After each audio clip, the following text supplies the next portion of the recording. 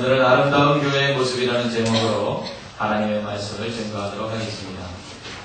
어제는 결혼식 2곳, 그리고 강도사 인허식, 그리고 저녁에는 환갑예배, 이렇게 4곳을 분주하게 다녔습니다. 지난 봄에 이어서 또 반년 만에 주례를 했습니다. 이번 결혼식에서는 우리 청년들이 축가를 불렀는데 지금까지 부른 축가 중에 가장 잘 불렀습니다. 결혼식에서 축가를 부르는 청년들을 보면서 저들도 빨리 결혼을 해야 될 텐데 라는 생각을 했습니다. 곧 우리 청년들에게도 좋은 배우자들이 생길 줄 믿습니다. 지금이 바로 결혼의 계절인 것 같습니다. 많은 사람들이 결혼을 합니다. 또 많은 사람들이 자녀들의 결혼을 이야기하며 중신을 부탁하기도 합니다. 어떤 목사님이 아주 친한 친구로부터 자기 아들을 중신시켜달라는 부탁을 들었습니다. 친구의 아들은 정말 엄친아라고 하지요. 엄마의 친구의 아들. 그야말로 잘 나가는 집안의 또 잘난 아들이었습니다. 서울의 우수한 대학원을 졸업하고 전자 석사를 딴 후에 S전자의 사원으로 입사해 있었습니다.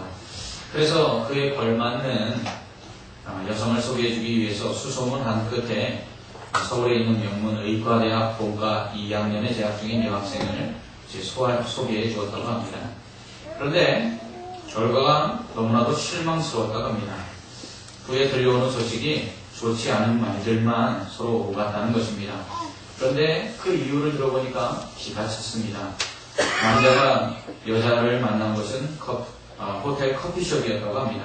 그런데 소개시켜준 여학생이 남자의 인품은 보지 아니하고 그저 낯선 장소인 호텔 커피숍의 조명이 어둡다느니 의자가 너무 딱딱하고 힘들었다느니 커피값이 비싸기만 했지 맛이 없었다느니 하더니 결국 그 남자를 안 만나기로 했다는 것입니다.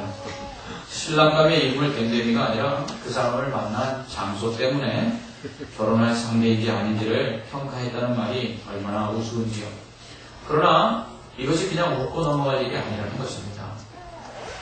오늘날 교회를 선택하는 데도 있어서 이렇게 선택하는 사람들이 참 많이 있습니다. 바울은 고린도후서 11장 2절에서 내가 하나님의 열심으로 너희를 위하여 열심을 내노니 내가 너희를 정결한 처녀로 한 남편이 그리스도께 드리려고 중매함이로다 라고 말하고 있습니다. 그렇습니다. 목사는 신랑 되신 하나님과 신부될 성도들 사이의 중매장이입니다.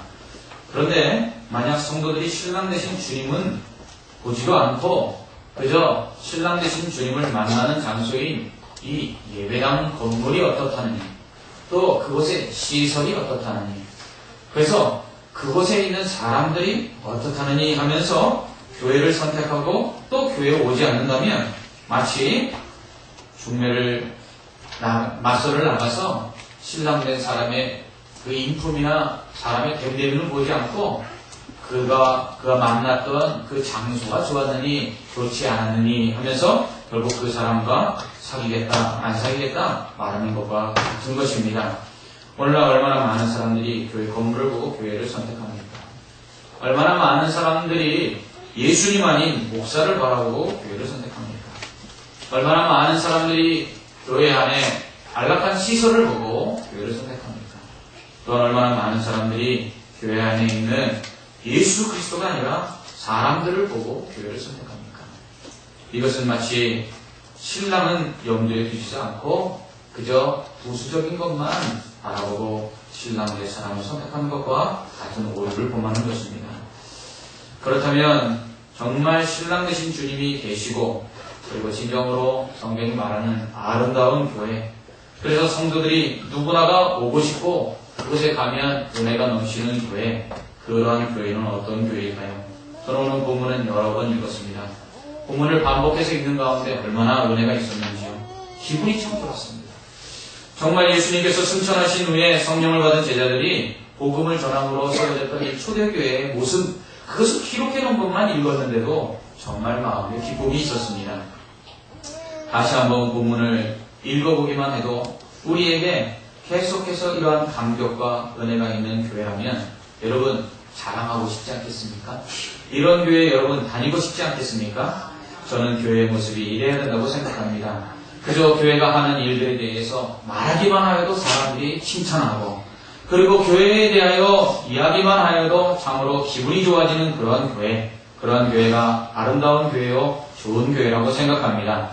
여러분, 이러한 교회가 우리 교회 되기를 소망합니다. 그래서 우리 교회 이야기만 나오면 사람들이 칭찬하고 사람들의 입가에 미소 지으는 교회가 되기를 소망합니다.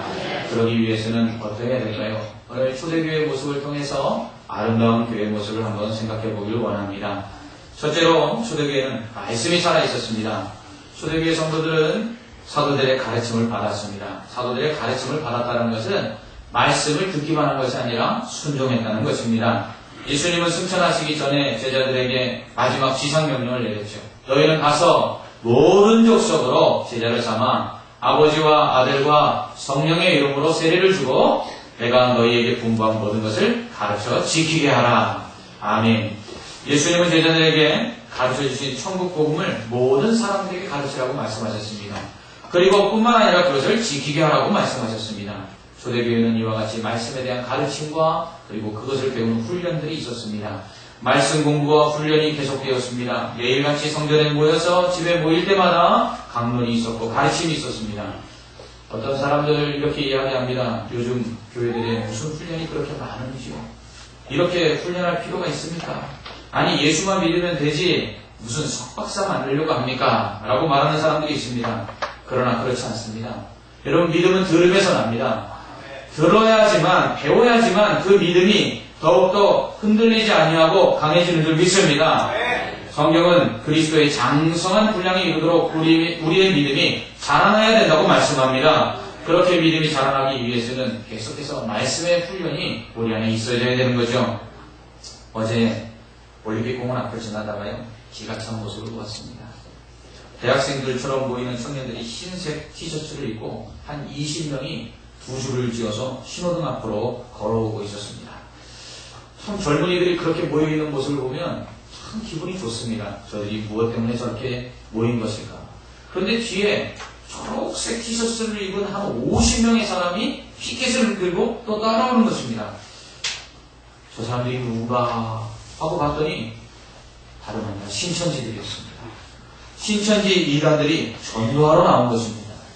저들은 자신들이 믿는 그 교리가 진리가 아님에도 불구하고 진리라고 믿고 그것을 외치기 위하여 그렇게 열심을 내고 있었던 것입니다. 여러분은 어떻습니까? 이러한 이단들과 맞부딪혔을 때 여러분들은 그들의 교리가 잘못되었음을 밝혀줄 수 있습니까? 얼마나 많은 이단들이 그들의 공격 목표와 전도 목표를 교회와 성도들로 삼고 있습니까? 그런데 우리는 어떻게 하시오? 그저 문을 잠그고 그들에게 문을 열지 않는 것으로 인해서 그들에 대한 대처를 다 하고 있다고 생각하지는 않습니까? 그저 피하는 것이 이단에 대한 최고의 대처 방안처럼 생각하고 있지는 않습니까? 여러분, 말씀으로 무장해야 합니다. 사탄이 공격할 때 유일하게 그 공격에 맞설 무기는 말씀의 검입니다. 성령의 검입니다. 말씀이 있는 곳에 성령이 역사하기 때문입니다. 우리가 말씀으로 무장했을 때에 성령이 우리와 함께 일하사 그 말씀이 진리임을 드러내실 줄 믿습니다.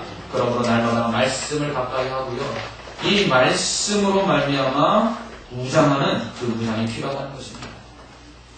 어제 저녁 늦게까지 설교를 준비하는데 서정희 전도사님이 인터폰으로 제게 연락을 해왔습니다. 목사님, 홈페이지 게시판에 이상한 글이 올라와 있는데 삭제해야 될 것 같습니다. 이렇게 말하는 것입니다. 그래서 제가 홈페이지에 들어가 봤어요. 그랬더니 교회에 대한 비판의 글이 올라와 있었습니다. 그래서 우리 교회에 대한 비판이 아니라요, 기성교회 모든 교회들에 대한 비판이었는데요, 교회가 너무나 돈을 밝힌다, 교회가 너무 사람 숫자에 연연한다, 이러면서 비판을 해대는 것이었습니다. 들을 만한 이야기도 있더라고요. 한 그리스도인 하고 이렇게 올렸습니다. 그런데 그거를 자세히 보니까 이것은 교회를 비판할 뿐만 아니라 교회를 회복시키기 위한 이야기가 아니라 교회를 공격하기 위한 비난의 그림을 알 수가 있었습니다. 그 글 중에 이러한 부분이 있었습니다. 교회가 선포하는 말씀이 정말 성경과 일치하는지, 성경 말씀과 맞는지 성경을 통해서 확인해야 됩니다. 라는 글이 있었습니다. 그리고서는 거기에 자신들이 성경에서 교회가 잘못 가르치고 있다라고 말하는 부분들을 이렇게 글로 올린 부분이 있었습니다. 제가 그것을 보면서 얼마나 지각하고 우스웠는지 모릅니다. 여러분, 정말로 성경 말씀이 그러한가 우리는 또한 확인할 필요가 있습니다. 베레아 성도들이 어떻게 했죠? 날마다 그 말씀이 그러한가 상고했다 그랬습니다. 필요하지요. 그러나 그들의 주장이 얼마나 오류가 있는지요. 그래서 제가 삭제할까 그러다가 삭제하지 않았어요. 대신 그 글에 오류가 있다는 것을 답글로 달아놓았습니다. 여러분, 그들이 주장하는 바를 한번 여러분에게 설명을 해드리죠. 제가 먼저 질문 하나 하겠습니다. 여러분, 다윗은 천국에 갔을까요? 천국에 갔을까요? 왜 대답이 시원치 않습니까? 다윗은 천국에 갔습니까? 예. 그런데 그 사람들은 다윗이 천국에 못 갔다고 이야기합니다. 왜 천국에 못 갔냐면 사도행전 2장 34절의 말씀을 인용해서 그들이 다윗은 천국에 못 갔다고 주장하는 것입니다. 우리가 오늘 읽은 본문 바로 앞에 있는 구절이기 때문에 여러분 한번 성경을 보십시오. 사도행전 2장 34절은 이렇게 말씀하고 있습니다. 다윗은 하늘에 올라가지 못하였으나 신이 말하여 이르되 주께서 내 주에게 말씀하시기를, 이렇게 기록하고 있습니다. 이 사도행전 2장 34절의 말씀을 통해서 다윗이 하늘에 올라가지 못했으니까 천국에 들어가지 못했다고 해석하는 것입니다. 여러분, 제가 조금 과격한 표현을 좀 쓰도록 하겠습니다. 이런 무식한 소리가 어디 있습니까? 성경을 해석하는 데 있어서 여러분 중요한 것은요, 성경을 그냥 본문에 있는 그 말대로 뚝 띄어서 해석하면 안 되고요, 성경 앞뒤의 문맥 속에서 같이 살펴보아야 됩니다. 베드로가 사도행전 2장 34절에서 다윗이 하늘에 올라가지 못하였다라고 기록한 이유는 무엇이냐면, 다윗이 시편 110편에서 그가 예수 그리스도가 부활하셔서 하나님 보좌 우편에 다시 올라갈 것에 대해서 기록한 말씀이 있는데, 이 말씀을 그대로 예수 그리스도께서 오셔서 성취하셨다라는 것을 베드로가 말합니다. 그러면서 베드로는 다윗은 하늘에 올라가서 부활하신 예수 그리스도를 보지도 못했고, 그리고 부활하신 예수 그리스도가 하나님 보좌 우편에 앉아 계신 것을 보지도 못했는데도 불구하고 그가 이미 오래전에 성령을 통해서 그것을 계시받고, 그리고 그것을 미리 알아서 성경에 기록해 놓았다는 것입니다. 그렇기 때문에 그는 하늘에 올라가지 아니하였어도 부활하신 주님이 하나님 보좌 우편에 앉아 계신 것을 미리 알고 보아서 그것을 기록한 선지자다라고 이야기하고 있는 것입니다. 그러므로 오늘 다윗이 하늘에 올라가지 못하였다는 것은 하늘에 올라가지 못하여 구원받지 못했다는 것이 아니라, 하늘에 올라가지 않고도 그가 예수 그리스도가 부활하셔서 하나님 보좌 우편에 계신 것을 미리 계시를 통해 보고 알았다라는 것을 표현하고 있는 것입니다. 그런데 이것을 다윗이 하늘에 올라가지 못했다고 해석하고 있으니 정말 무식하기 그지없는 일이 아닐 수 없습니다. 여러분, 이단들은 이렇게 성경을 억지로 해석합니다. 그리고 교회가 성경을 잘못 해석했다라고 이야기합니다. 그러면서 자신들만이 성경을 바로 해석할 수 있는 권한을 가지고 있다고 이야기합니다. 얼마나 우스운 이야기인지 모릅니다. 그 글에는요, 한 가지 더 우스운 이야기가 있었어요. 여러분, 그러면 욥은 천국에 갔을까요? 못 갔을까요? 욥은 천국에 갔을까요? 못 갔을까요? 네, 대답들이 이렇게 시원치 않습니까? 천국에 갔습니까? 못 갔습니까? 네. 그런데 그들은 욥이 천국에 못 갔다고 이야기합니다. 왜냐하면 욥기에 보면 욥이 내가 스올에서 주께 부르짖나이다 라는 고백이 있는데, 이 스올이라는 것은 무엇이냐면 음부, 곧 지옥을 의미합니다. 그러니까 욥이 지옥에서 지금 부르짖고 있다라는 이 표현 때문에 욥이 지옥에 갔다는 것입니다. 그런데 그건 정말 웃기는 이야기입니다. 여러분, 욥기는요, 시편과 같이 그 쓰여진 형식이 시로 쓰여졌습니다. 그러니까 문학적인 형식에 있어서 이 욥기는 시가사에 들어가는 것입니다. 그러면 시적인 표현이라는 것입니다. 시적인 표현은 무엇입니까? 이것은 욥이 지금 당하고 있는 자신의 고난 속에서 마치 자신이 어디에 내려간 것처럼 지옥에 있는 것처럼 표현하고 있는 것입니다. 여러분 살기 힘들면 우리도 그런 말 하지 않습니까? 야, 세상 살기 너무 어려워. 지금 이 세상이 뭐 같다고요? 지옥 같다고 이야기하지 않습니까? 그러면 우리가 지옥에 있는 것입니까? 아니죠. 이 세상이 지옥입니까? 아니죠. 그런데 뭐라고 이야기합니까? 그 시적인 표현을 갖다가 욥이 지옥에 내려갔다고 이야기하고 있는 것입니다. 이단들이 이러한 이야기를 합니다. 그러므로 이단을 조심해야 되고 경계해야 됩니다. 아니, 싸워 이겨야 됩니다. 어제 이단들을 보면서 우리 성시환 장로님이 그런 말씀을 하시더군요. 전에 여호와 증인이 왔는데 아주 혼내서 보내셨답니다. 왜 전도를 하려면 안 믿는 사람들한테 해야지 왜 예수 믿는 사람들, 잘 믿는 사람들한테 와서 전도를 하냐고. 그래서 혼내서 보냈더니 인사를 퍽 하고 갔다고 합니다. 그렇습니다. 우리가 말씀으로 혼내줘야 되죠. 그러나 더 나아가서 우리가 성경으로 무장해야 합니다. 그래서 우리가 말씀을 가지고 그들이 이야기하는 그 거짓 교리들을 깨트릴 수 있어야 합니다. 그저 단지 한 줄에 대한 해석을 잘못하고도 그것이 진리이냐 교회를 향하여 성도를 향하여 그들이 담대하게 도전을 하는데 그 잘못된 해석에도 우리는 대답할 능력이 없고 그리고 그것을 능히 이길 만한 성경적인 지식을 가지고 있지 못하다면 얼마나 안타까운 일이겠습니까? 사랑하는 성도 여러분, 그러므로 말씀에 대한 훈련이 있어야 됩니다.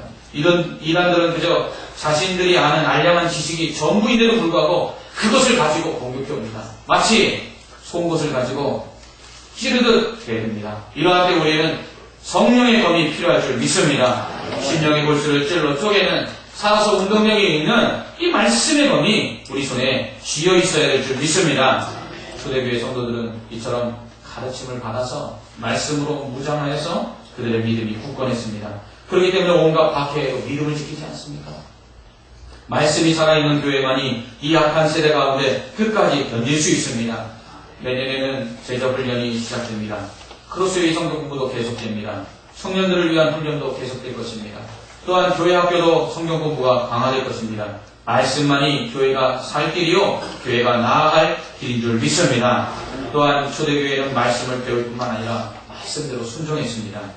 교회가 말씀을 가르치고 성도들은 그 배운 말씀대로 실천했다는 것이죠.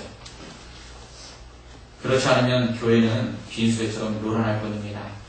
아무 힘도 없고 영향력도 발휘할 수 없습니다. 세상 사람들이 요즘 교회를 향하여 손가락질하는 이유가 무엇입니까? 교회가 말만 하고 행함이 없다는 것 아닙니까? 이미 야고보가 지적한 바입니다. 행함이 없는 믿음은 죽은 믿음이다. 우리가 말씀을 듣고 말씀을 배워도 그 말씀대로 준행치 않으면 아무 능력이 없습니다. 말씀을 듣고 준행치 않는 자는 모래 위에 집을 지은 자와 같다고 예수님 말씀하셨습니다.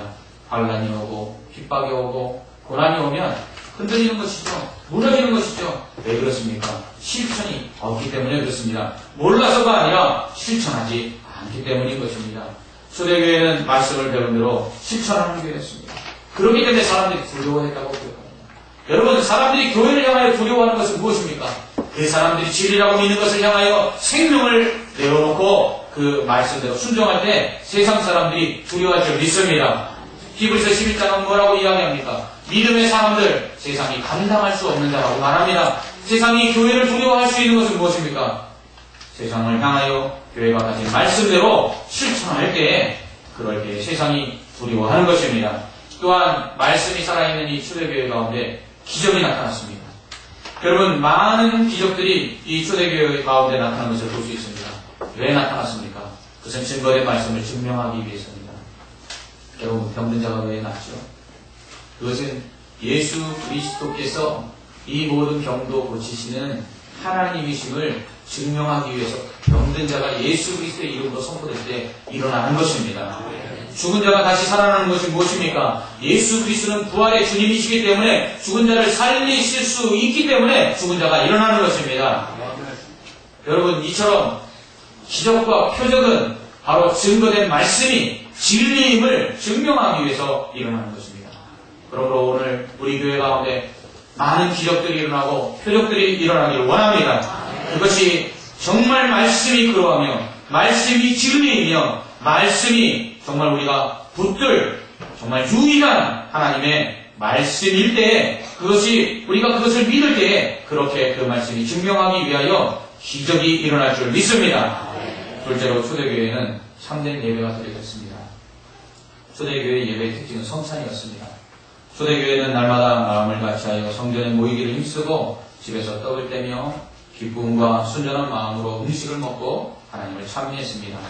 여러분, 떡을 뗐다는 말은요, 이것은 성찬식을 행해서 떡과 포도주를 마셨다는 것입니다. 예수님이 잡히시던 날 밤에 제자들과 함께 식사를 하셨어요. 식사 후에 떡을 떼어서 제자들에게 주시면서 이는 내가 너희를 위하여 주는 내 몸이다, 내 살이다 말씀하셨어요. 그리고 포도주를 주시면서 이는 너희를 위하여 흘리는 내 피다 라고 말씀하셨습니다. 성찬이라는 것은 무엇입니까? 주님의 고난을 기억하는 의식입니다. 주님께서 나를 위하여 생명을 버리신 것을 감사하는 의식입니다. 더 나아가서 천국에 들어가 우리가 주님과 함께 참여할 천국 잔치를 이 땅에서 경험하는 천국의 잔치의 예식입니다. 그러므로 떡과 포도주를 마시는 성찬을 통해서 우리 안에 감사가 있어야 됩니다. 우리의 구원, 주님의 고난을 통한 그 구원에 대한 감사가 있어야 됩니다. 또한 미래에 참여할 천국에서의 천국 잔치를 경험하는 것이기에 기쁨이 우리 안에 있어야 합니다. 이러한 성찬의 가장 중요한 의미는 사랑입니다. 예수님께서 왜 살과 피를 우리를 위해서 흘려주셨습니까? 우리를 사랑하셔야 됩니다. 그리고 이것을 왜 기념하라고 하셨습니까? 너희도 서로 사랑하여 너희 생명을 이웃을 위하여 나누어 주어야 하기 때문에 우리에게 이 성찬에 참여하여 성찬을 지내라 라고 말씀하시는 것입니다. 그러므로 예배, 이 성찬식과 함께 드려지는 예배, 이 예배를 통해서 우리가 경험해야 될 것은 바로 사랑이라는 것입니다. 이 예배에 참여하는 이유가 무엇입니까? 예수님의 사랑이 없었다면 이곳에 와서 예배 드릴 수 있는 사람이 한 사람도 없다는 것입니다. 주님의 사랑이 이곳에 와서 예배를 드리게 하는 것입니다. 그렇다면 주님의 그 사랑을 받은 우리가 이 예배를 드리고 난 다음에 어떻게 살아야 합니까? 사랑해야 합니다. 주님이 흘리신 그 보혈처럼 우리의 생명을 사랑하기 위하여 흘려야 합니다. 주님이 지키신 그 살처럼 우리의 것을 나눔으로 사랑을 실천해야 합니다.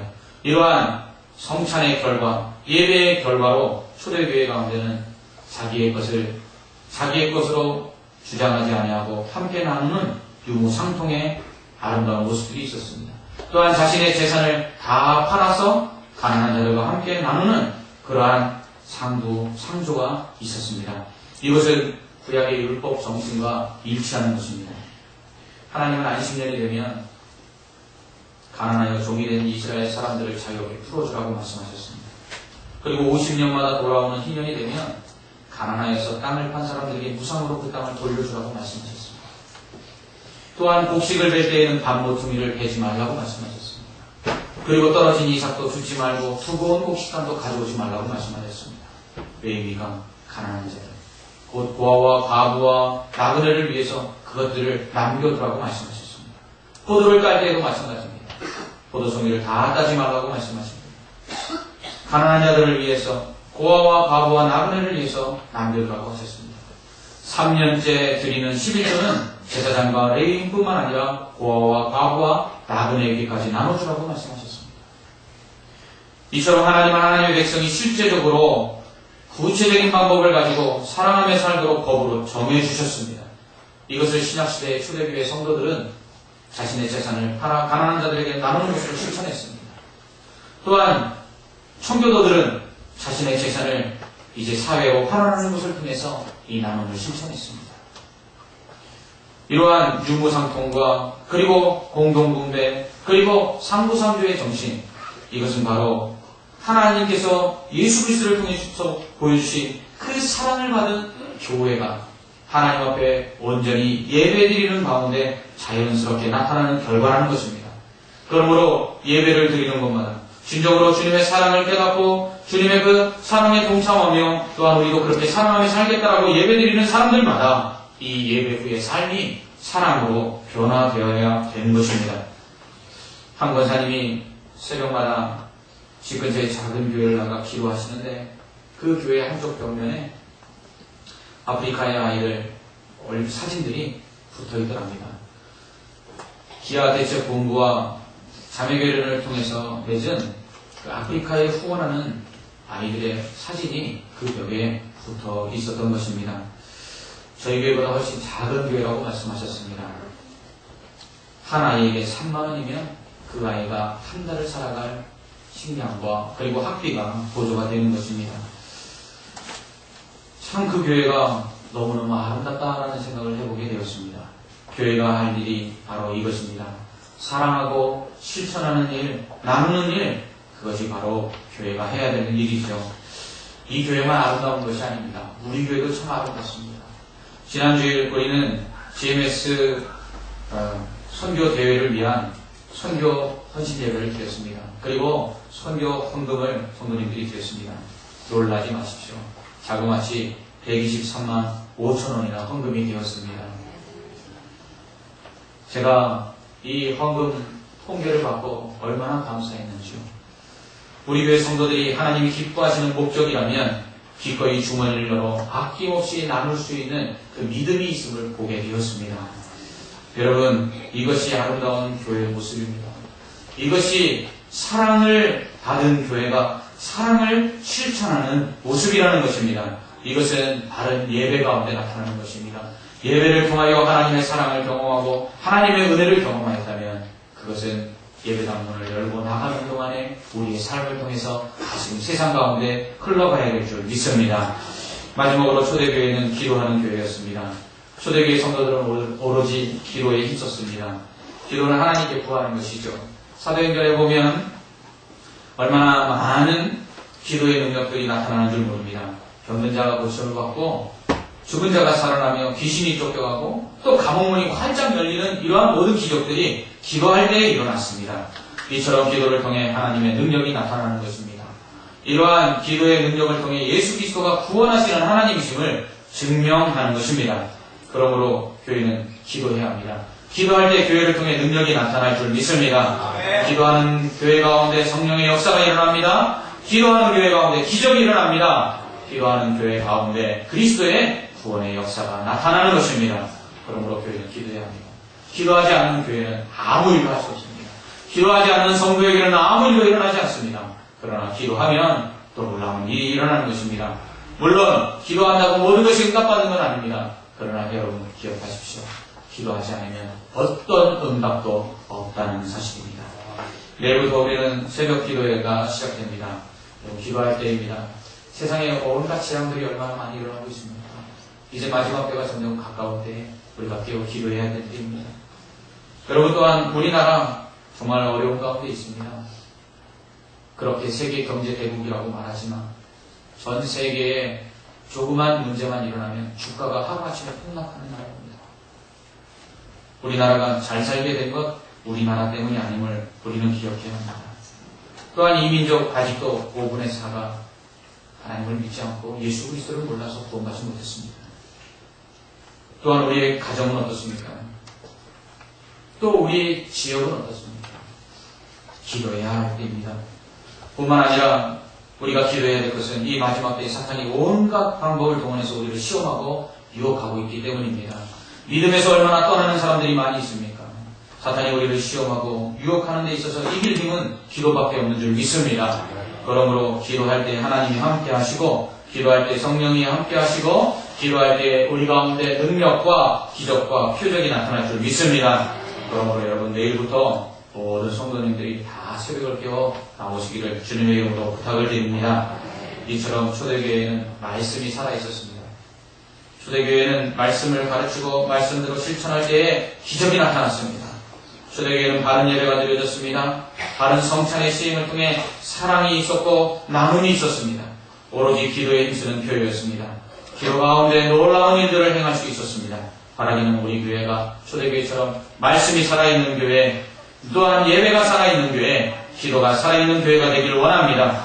그래서 하나님이 우리 교회를 통하여 놀라운 일들을 이루시기를 원합니다.